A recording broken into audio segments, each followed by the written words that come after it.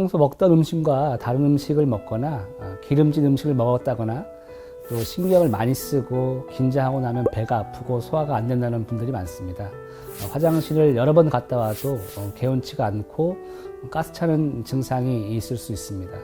이렇게 흔히 아시는 과민성 대장증후군과 함께 우리를 일상에서 맘졸이고 불편하게 하는 설사에 대해서 이야기하는 시간을 준비해 봤습니다.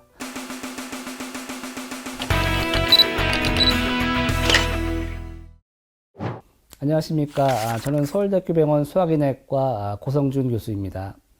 설사라는 것은 하루에 3번 이상의 배변이 있거나 평소보다 잦은 배변 또는 하루에 250g 이상의 묽은 변이 나올 때 우리가 설사라고 정의를 하고 있습니다. 하루에 3번, 4번 이상 설사를 하지만 전체 배변량이 정상 범위 내에 있는 경우를 보통 가성설사라고 하게 되는데요. 복부 팽만감을 동반하고 있는 과민성 대장증후군, 직장염 그리고 갑상선 기능 항진증이 있을 때 이러한 증상이 생길 수 있습니다. 배가 아프고 설사를 하거나 화장실을 자주 가는 경우는 과식 또는 맵고 짠 음식과 같은 자극적인 음식이 원인이 되기도 하지만 다양한 원인이 있을 수가 있겠습니다. 설사는 크게 급성 설사와 만성 설사로 구분할 수가 있는데요. 급성 설사는 보통 2주 이내에 설사가 지속되는 경우이고 대부분 이제 세균이나 바이러스에 의한 감염성 설사가 중요한 원인이 됩니다. 이러한 경우에는 이제 구토가 있고 발열, 복통 등의 증세를 같이 나타내기도 하는데요. 노로바이러스나 로타바이러스, 약물 또는 이제 항생제와 연관된 설사가 대표적이고 대부분 특별한 치료를 하지 않아도 자연적으로 호전되는 경우가 많습니다. 만성설사는 보통 4주 이상 지속되기 때문에 원인이 굉장히 다양하고 따라서 대장내시경 검사를 포함한 다양한 진단적인 검사가 필요할 수 있습니다. 가장 흔한 것은 이제 과민성 대장증후군이고요. 여러분이 많이 사용하고 있는 약제에 의한 설사가 중요한 원인으로 될 수 있습니다. 염증성 장질환 중에서도 크론병은 조기에 진단하는 것이 매우 중요한데 설사가 4주 이상 지속되면서 혈변, 점액변이 있거나 3개월 이상의 복통, 체중 감소가 있는 경우에는 염증성 장질환의 가능성을 의심하고 필요한 검사를 해보는 것이 좋겠습니다. 수술 이후의 설사나 흡수장애, 다양한 병원성 생물체에 의해서도 이러한 만성 설사가 지속될 수 있습니다. 설사의 기전은 크게 삼투성 설사, 분비성 설사, 그리고 염증성 설사로 나눌 수 있습니다. 삼투성 설사는 보통 장관 내에 흡수가 잘 안 되는 고삼투성 물질 때문에 수분이 장관 내로 배설이 되어서 생기는 설사가 중요한 원인입니다. 대표적인 원인으로는 우리가 쓰고 있는 약물이 흔한 원인이고요.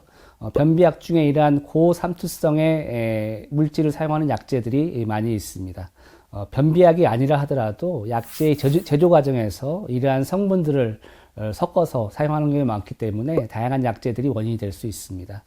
이러한 삼투성 설사는 이제 물질이 없으면 자연적으로 해결되기 때문에 금식을 하게 되면 설사가 호전되는 특징을 가지고 있습니다.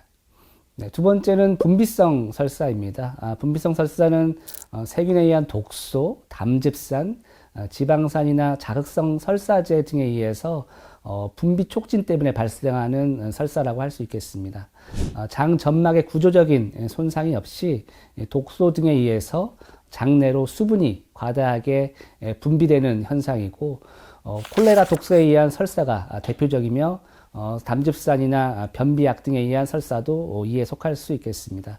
이 분비성 설사는 삼투성 설사와는 달리 금식을 해도 설사가 지속되는 특징이 있겠습니다. 세 번째는 염증성 설사입니다. 염증성 설사는 위에 두 가지 설사가 염증이 없는 설사가 특징인데 반해서 이 염증성 설사는 장 안에 구조적인 이상이 발생해서 생기는 설사라고 할 수 있겠습니다. 염증성 장질환, 즉 크론병과 궤양성 대장염이 대표적인 질환이고요.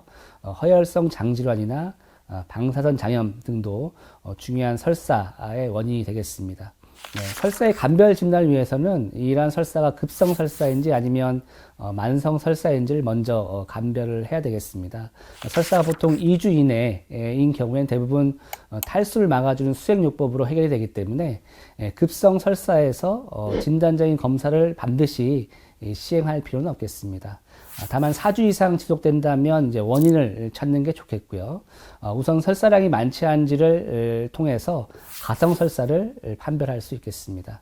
감별을 위해서 혈액 검사와 대변 검사가 도움이 될 수 있겠고요. 바이러스나 세균을 검출하는 대변 검사들이 있겠고, 최근에는 대변에서 칼프로텍틴이라는 것을 통해서 염증성 설사와 가민성 대장증후군을 감별하는데 도움을 얻을 수 있습니다. 또한 필요한 경우는 이제 대장 내시경 검사를 시행을 하고 조직 검사를 통해서 우리 만성 염증성 장염을 감별해 볼 수 있겠습니다. 특히 이제 염증성 장질환이 늘고 있어서 혈변이나 점액변, 체중 감소, 그 외에 이제 염증성 장질환의 가족력, 기타 다른 종류의 면역 질환이 있는 환자에서 설사가 있는 경우에는 대장 내시경 검사를 해보는 것이 진단에 도움이 되겠습니다.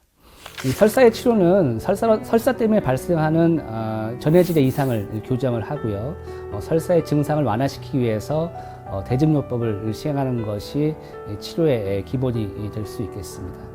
급성 설사의 경우에는 이제 감염성 설사가 흔하기 때문에 예방 수칙을 잘 지키는 것이 중요하겠고요.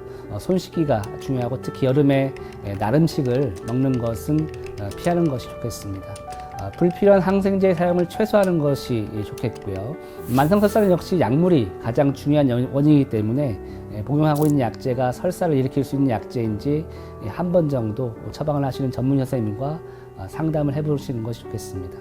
설사를 악화시키는 음식들이 있다면 피하는 것이 좋겠고요. 가급적이면 전문의와 상담을 통해서 정확한 원인을 찾는 것이 중요하다고 할 수 있겠습니다. 예전에 조선시대에는 임금님의 대변을 따로 관리하고 진찰을 했습니다. 변이 건강 이상에 대한 척도라고 생각하기 때문일 텐데요. 나의 대장은 건강한지 정기적으로 살펴보는 습관이 필요할 것 같습니다. 지금까지 서울대학교병원 소화기내과 교수 고성준이었습니다. 감사합니다.